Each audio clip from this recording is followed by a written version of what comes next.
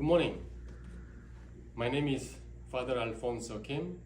I am a Maryknoll Missioner. First of all, I was born in Korea. Then we moved to Argentina. So I grew up in Argentina. Then later in 1970, we moved to New York. So I grew up in New York City. After finishing my education here in US, I decided to become a priest. What kind of priest? I always had a dream to become a missionary. I had no idea what missionary was about, but that was my desire and my dream.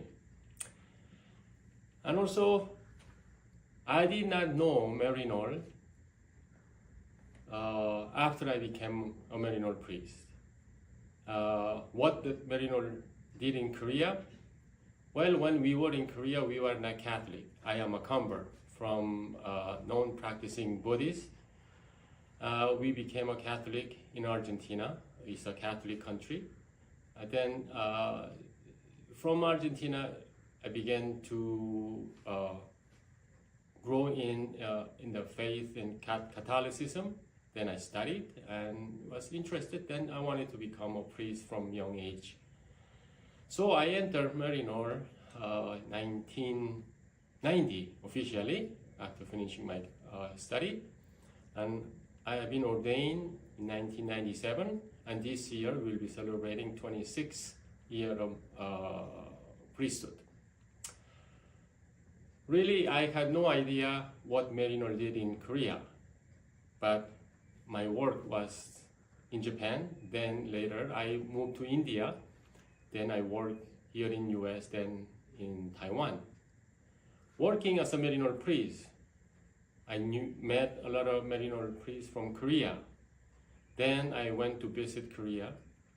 So then I realized that I missed a lot of things that I did not know about what Maryknoll did in Korea.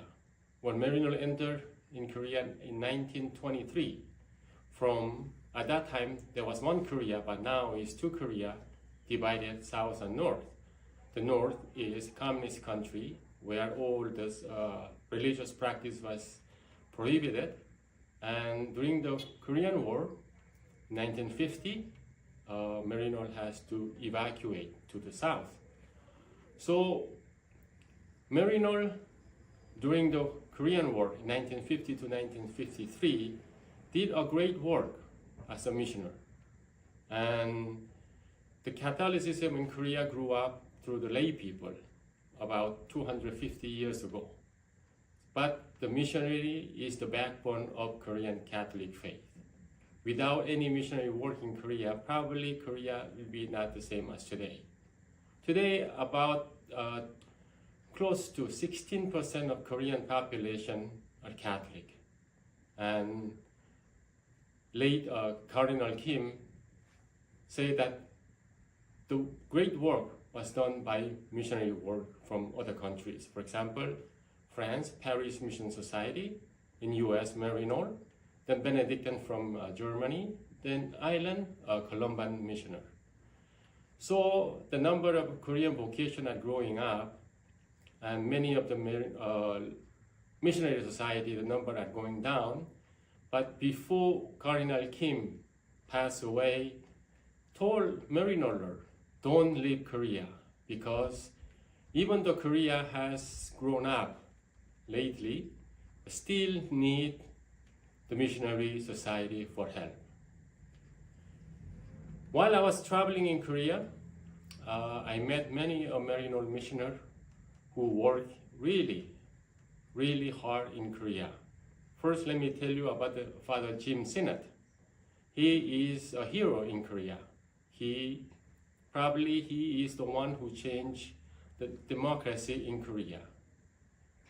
As a Maryknoll priest, he was thrown out in Korea because he was involved in the politics, and he was against the politics. He was toward the people. Then later, the Korean government apologized for throwing him out from Korea. For example, like Father Jim Sinnott and also Father Jovan also, who worked tirelessly for the Korean community. And he really traveled to North Korea for the unification. And he was called back to Korea to testify to one of the Korean priests who also went with him to North Korea. There are many, many Maryknoll priests who really dedicated their life for the Korean people after Korean War. Really, Korea, after the war, was living in poverty, and without the help of the missioner from around the world, probably not be the same as today. Really, Korea give thanks to the older missioner, and also still, even though the vocation is flourishing in Korea, still is needed missionary witnesses in Korea, because they give a new and different insight of Catholicism in Korea. So I invite any of young men and women who are interested to become a missionary. Think about it, because God is calling us to respond to God's call. And even Pope Francis says, if you are baptized in the name of the Father and of the Son of the Holy Spirit, you are naturally God's missioner. And now, as a God's missioner, we have to respond to the need of the people. It's different from 1950, but we still need missionary work to flourish in this world. So I invite many of you, and also I invite people to pray for the missioner, and also dream like our founder, Father Price and Father Walsh, had a dream to create a missionary society in the US. The dream came true.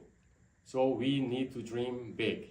So I ask many of young people, have a big dream and put your life in God's hands, because there are many places that they need missionary help. So this year we are celebrating Korean entrance for the 100 years, and still need your help. And Korean Church is asking to come to help them. And also I'd like to say thank you to the Korean people to taking care of many missionary priests and brothers and sisters who are living in Korea. And also I'd like to thank all the missionaries who spend their life in Korea. Without them, Korea won't be the same as today. So God is calling all of us to respond to God's call. So we have to listen very carefully and tentatively what God is asking us to do. So thank you for celebrating with me and with Maryknoll this 100 years, and then we can celebrate another 100 years later, maybe 200s. But we need your help.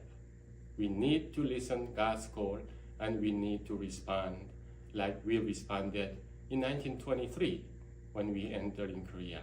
So today we are responding in different way, and God is calling us constantly to respond to God's call. So thank you for all of the benefactors. Without you, we cannot do missionary work. The missionary work is done you and me together.